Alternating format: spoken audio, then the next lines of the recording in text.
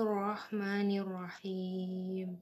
Aqimis salata lidungki syamsi ila ghasikil laili wa qur'anal fajr. Innal qur'anal fajri kana mashhuda. Wa minal laili fatahajjad bihi nafilatan lak. Asa an yab'athaka rabbuka maqamin mahmud. Wa qur rabbi adkhilni madkhala sidqi wa akhrijni mukhraja sidqi waj'al li min ladunka sultanan nasira. Shadaqallahul azim.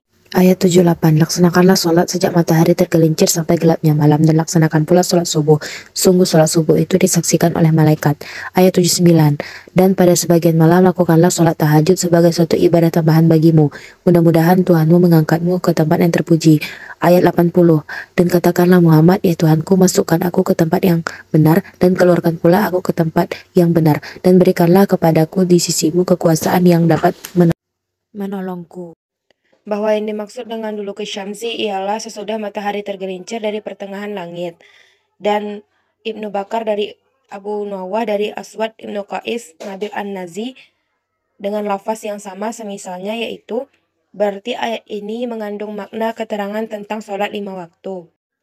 Dan yang dimaksud dengan ghosakil lail ialah gelapnya malam hari, dan menurut pendapat lain artinya terbenamnya matahari. Dapat disimpulkan dari makna ayat ini waktu lohor, asar, dan maghrib serta isya. Yang dimaksud dengan Quranul Fajr ialah sholat subuh. Dirikanlah pula sholat subuh. Sesungguhnya sholat subuh itu disaksikan oleh malaikat. Al-Isra ayat 78. Bahwa sholat subuh itu disaksikan oleh para malaikat yang telah bertugas di malam hari dan para malaikat yang bertugas di siang hari. Ayat 79. Ayat ini merupakan perintah dari Allah kepada Nabi Muhammad untuk mengerjakan salat sunat di malam hari, yaitu setelah salat fardu. Maka Allah Subhanahu wa taala memerintahkan kepada Rasulnya untuk menghidupkan malam hari dengan salat sunat dengan tahajud. Makna tahajud ialah salat yang dikerjakan sesudah tidur. Menurut pendapat lain, sesungguhnya mengerjakan salat sunat di malam hari dianggap sebagai ibadah tambahan khusus baginya, mengingat semua dosa Nabi Muhammad SAW yang telah diampuni, baik yang terdahulu maupun yang kemudian. Sedangkan bagi selain Nabi Muhammad, yaitu umatnya, salat sunat itu dapat menghapuskan dosa-dosanya. Sesungguhnya Nabi Muhammad SAW menyadari bahwa dia tidak mempunyai kekuatan untuk mengemban tugas ini kecuali dengan kekuasaan.